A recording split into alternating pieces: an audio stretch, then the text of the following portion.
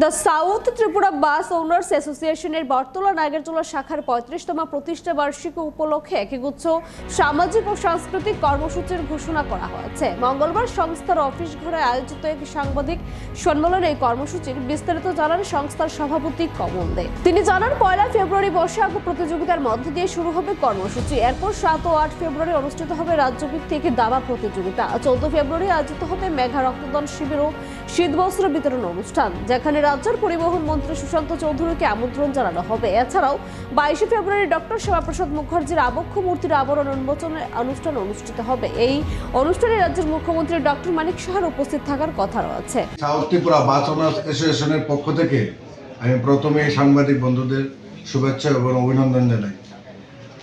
আমরা the south Tripura bus owners association 35 বছর পূর্তি উপলক্ষে আমরা এই দিনটিকে উদযাপন করতে চলছি।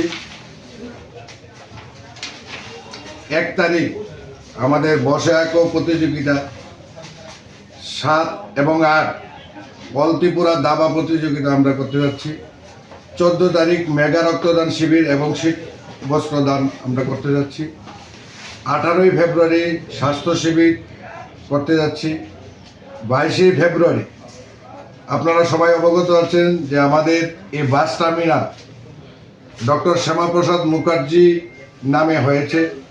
আমরা বাস ওনার্সের পক্ষ থেকে এই ডক্টর শ্যামাপ্রসাদ মুখার্জির মূর্তি উন্মোচন করতে যাচ্ছি এবং ওই দিন আমাদের সংস্থার প্রবীণ বাস ব্যবসায়ী সংবর্ধনা করতে যাচ্ছি।